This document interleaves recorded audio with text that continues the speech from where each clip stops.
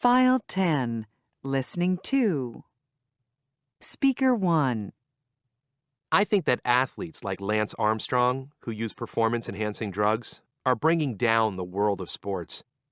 People thought Lance had everything, and he really didn't.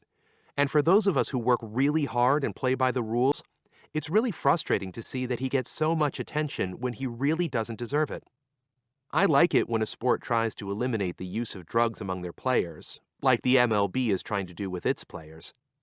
The penalty for drug use among baseball players is so high, a 50-game suspension, that's a lot of time, that players don't want to chance it.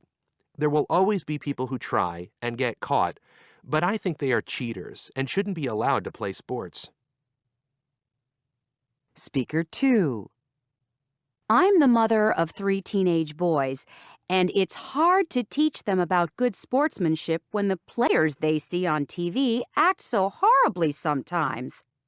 Players in all of the major sports leagues argue with referees and umpires, and some of them say some really nasty things about the players on other teams.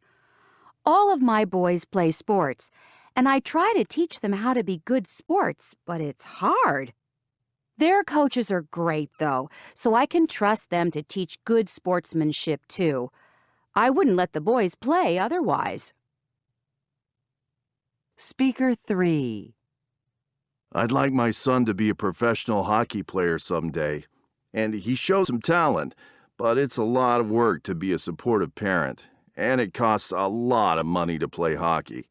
Even when he was very little, like 5 or 6 years old, hockey gear cost hundreds of dollars with the skates, and he outgrew the gear so fast.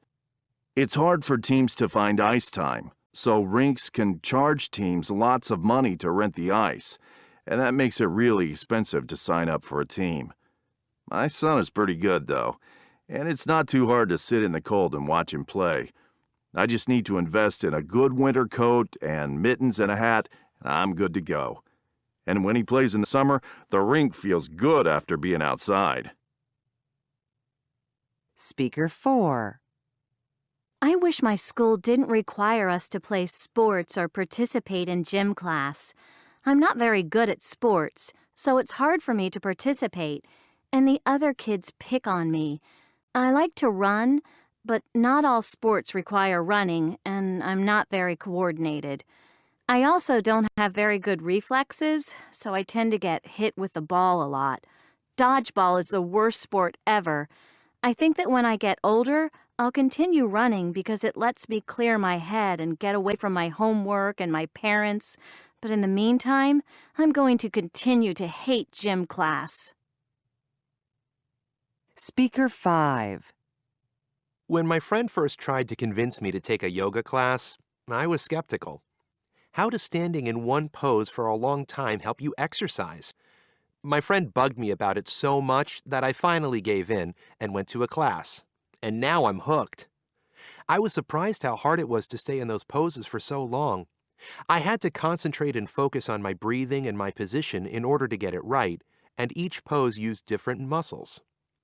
The day after that first class, I was so sore that I had trouble getting out of bed. But now I go to yoga class regularly, and I'm getting better at it.